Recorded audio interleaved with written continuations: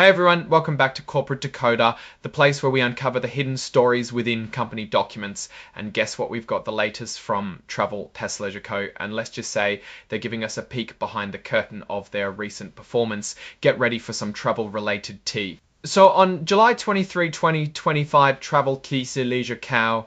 dropped a report giving us the financial scoop for the quarter that ended June 30, 2025. It's like getting your quarterly travel update, but with spreadsheets. Now, these reports, they're super important for anyone who wants to understand how a company is really doing beyond the marketing buzz. They tell us about the money coming in, the money going out. And really, if the business is healthy, it's all filed with the Securities and Exchange Commission, or the SEC. Travel Leisure Co. traded on the New York Stock Exchange. That ticker symbol you often see is TNL. It means anyone can buy a piece of the company through their stock. The core of this filing really boils down to their financial results. They've released a press release that goes into detail about how they performed. Think of it as the company's official report card for the quarter. It's all about their operations and their financial condition. This specific press release is key because it contains the actual numbers. It will cover things like how much money they made, how much it cost them to make that money, and ultimately if they made a profit. We also see they mention supplemental historical financial information and an infographic available on their website. This is great because it allows investors to dig deeper and see trends over time, not just isolated numbers for this one quarter.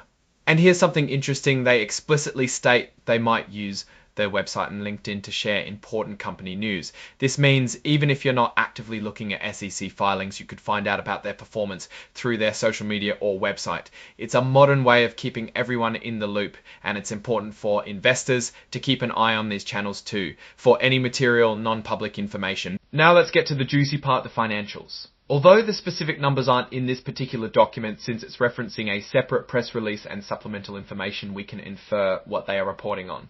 We're looking at results for the quarter ending June 30th. This means we'll be seeing how they did in the spring months going into summer. For a travel company, this is typically a busy period. We want to know what the revenue looked like. Did they sell more vacation packages or memberships? We also want to know about their costs. Did they spend more on marketing to attract travelers, or did rising operational costs eat into their profits? The net income or profit is the bottom line. Did they make money, and if so, how much more or less than the previous year or the previous quarter? The report references exhibits. This includes Exhibit 99.1, which is the press release. It also includes something called Cover Page Interactive Data File. This is often in a format called XBRL, which makes financial data allow financial analysts and regulatory bodies to process all this information efficiently. The company is incorporated in Delaware and has a standard IRS identification number. This is all the foundational stuff that establishes the company officially. But for us as observers, we want to know how the business is performing, not just its legal structure. The filing confirms they are not an emerging growth company. This means they have to follow all the standard accounting rules without any extended transition periods for new ones. This shows a certain level of maturity in their financial reporting. As a company that operates in the travel and leisure industry, Travel Leisure Co. is subject to trends in consumer spending, travel regulations, and global events that might impact travel. For instance, if there was a surge in travel demand during this period, we'd expect to see higher revenues. Conversely, if there were economic uncertainties or health concerns that kept people home, their numbers might reflect that. When we think about a company like Travel Leisure Co., it's important to consider their business model. Are they primarily a hotel operator, a timeshare provider, a travel agency, or a mix of these? Each of these revenue streams can perform differently. For example, if travel restrictions were lifted during this quarter, we'd expect their vacation-related segments to do particularly well. Now looking at the broader context for Travel Leisure Co., so the Leisure Co. and recovering post-pandemic. However, there are always new challenges. Inflation can impact discretionary spending on travel. Interest rate hikes might make financing for vacations more expensive for some consumers. Also, competition is fierce, with many companies vying for the traveler's dollar. So when we see their results, we should be thinking about how they are navigating these external factors. The fact that they are incorporating all this by reference into their Form 8K means they are making sure this information is officially part of their public record with the SEC, which is crucial for transparency. Now, let's talk about that Warren Buffett style analysis. When you look at these reports, you want to be a bit of a detective. You don't just look at the headline numbers, you look for what the numbers are telling you.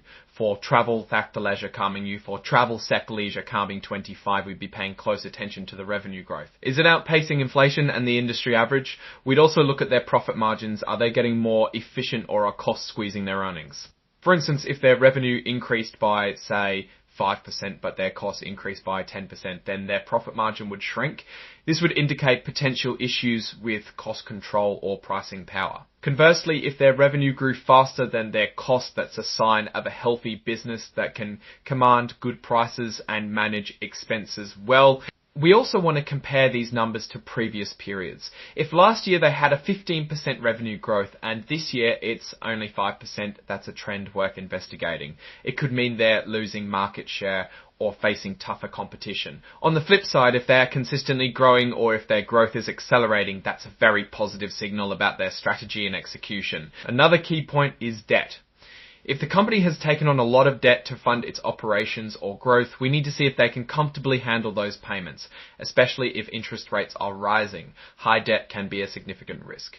Given that this filing is referencing their financial results for the quarter ended June 30, 2025, I'd be particularly interested in any commentary they provide on customer demand booking trends and their outlook for the rest of the year. For a travel company, the forward-looking statements are almost as important as the historical numbers.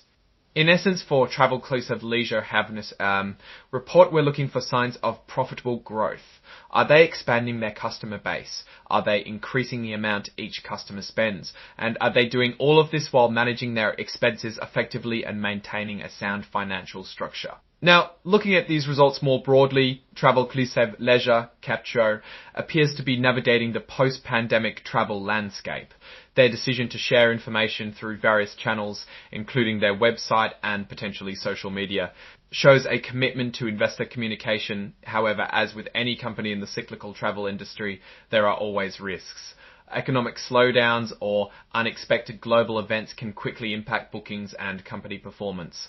The key for them is to maintain strong customer loyalty and adapt to changing travel patterns and economic conditions. Overall, this filing is a snapshot of Travel-Clusive Leisure Co's performance during a key travel season. It provides the essential data points for investors to assess their current financial health and potential future trajectory.